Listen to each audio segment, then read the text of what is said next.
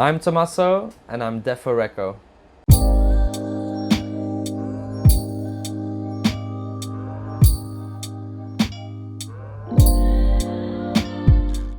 Hi, my name is Tomaso Portunato. I'm the CEO and co-founder of Platform. Platform is currently a gaming and esports concept that basically offers gaming and esports experiences mixed with food and beverages. We have our first unit open now in London. It's been about 11 months now.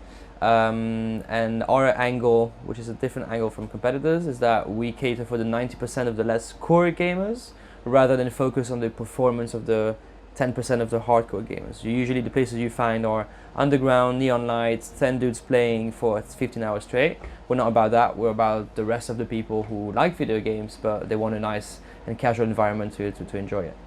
So currently, you can find us online on our website called experienceplatform.co.uk. We couldn't have this one site in Worship Street, which is between Liverpool Street Station and Old Street Station, central London.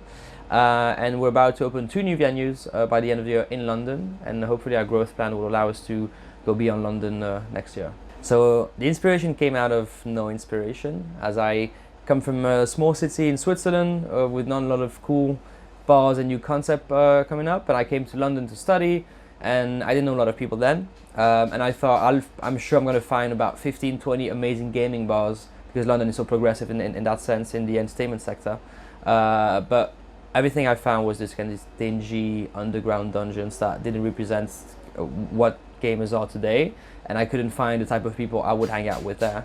So the inspiration came out of that. I was impressed that nothing existed, so I thought I might just do something about it.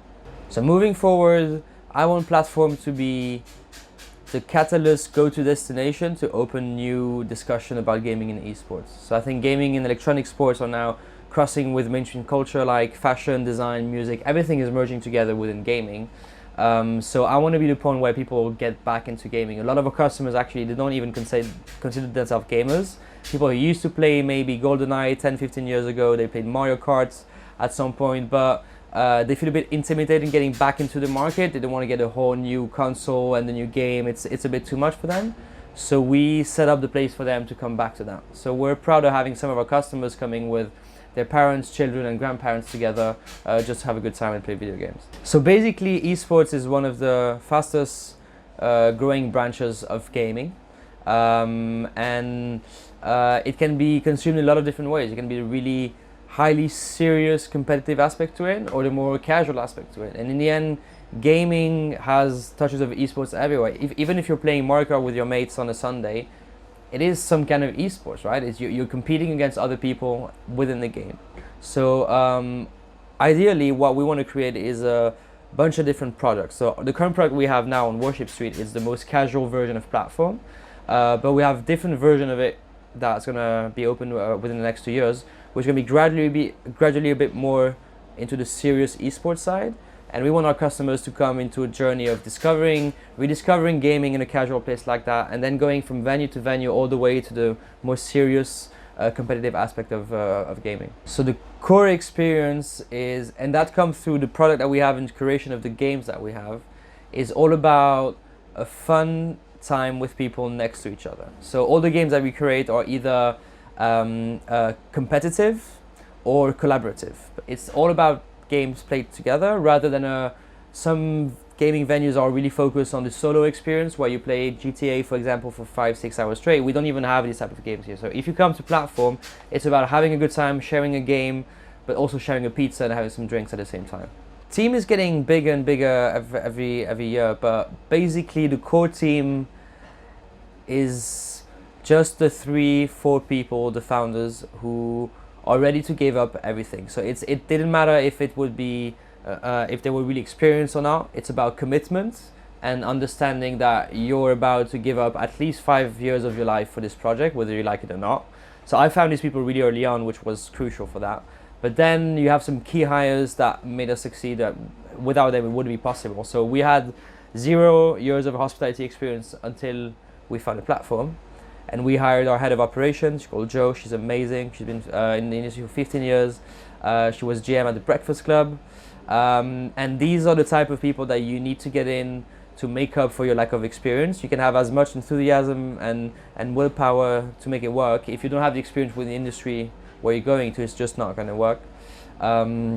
Another key hire that we have is it's called Guillaume. He worked with a partnership, so he makes sure that we get in touch with the right brands. We do a lot of events with him, through him, and he manages all the tech and the gaming on site. So these are people who are really kind of the key founding team, and then you have the general manager, assistant GM, and the staff, and then you have a hospitality kind of normal business.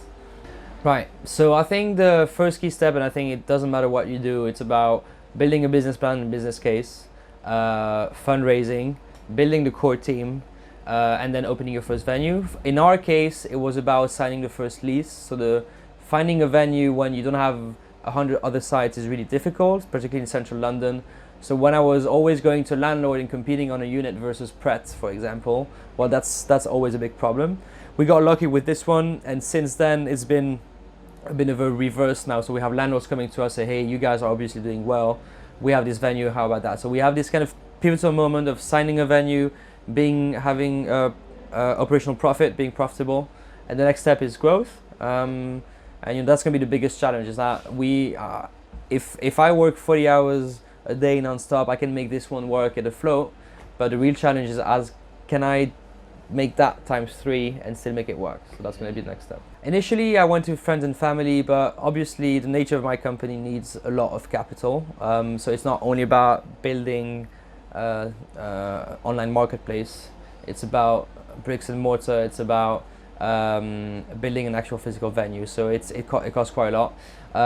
So I've tried few investors at the start, and now looking back, I think of course they wouldn't invest in someone who doesn't have experience, hasn't done anything back in the past. But I find quite a lot of investors who were willing to put smaller amounts. So I'm talking about between £5,000 and £10,000. And I hustled for about 6 months, and I've pitched it for probably about 120 people. And in the end, we had a group of 20 investors, and then that was the first big chunk. And with that, and now we finally have some results, and we have some success metrics to show. It's starting to be a lot easier. Just like it's easier to find some venues, it's also easier to get to capital as soon as you've done the first kind of big chunk of just being open and being profitable.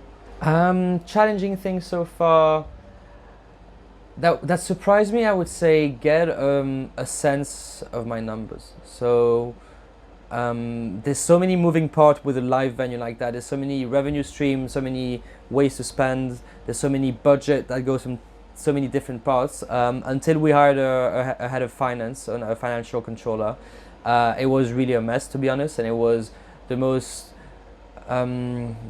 frightening thing I can imagine. Is that we were open at some point and we were making money, but I had no clue if this was enough or not. I have no clue if the money was coming in, and now where it was coming from, it was an absolute mess. So the biggest struggle was get the numbers right, but since then it's been a lot easier to kind of focus on targets, objectives, and KPIs.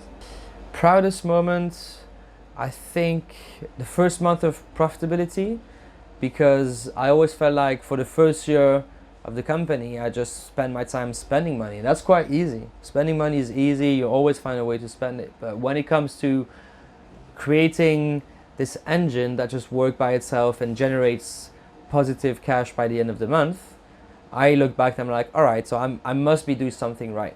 And that was a real problem for me. Key piece of advice, make sure you pick the right people. Because in the end, it doesn't matter how much money you raise or not. If you don't have the right partner next to you that has the same level of commitment, it's just not going to work. And it's going to sound a bit too much at the start, but even if you meet someone or it's one of your friends or family and you start this business, put it black on white. This is what I'm offering my life towards this business. This is how much I intend to work. Because I've had a lot of breakups with people I've been working with at the start, and the reason why that we weren't on the same page, and I was committing a different amount of time or energy or focus to the project that's the other person. Because there's this buzz about want to create something, right? Let's create this app, this thing, right and left, and it gets people together. People get really excited really fast, but then it becomes a reality, and then it's about commitment and how much you want to get the job done. You can find us on Instagram and Twitter at platform_exp. Our website is experienceplatform.co.uk. and subscribe to our newsletter through our website to get live updates of our plans.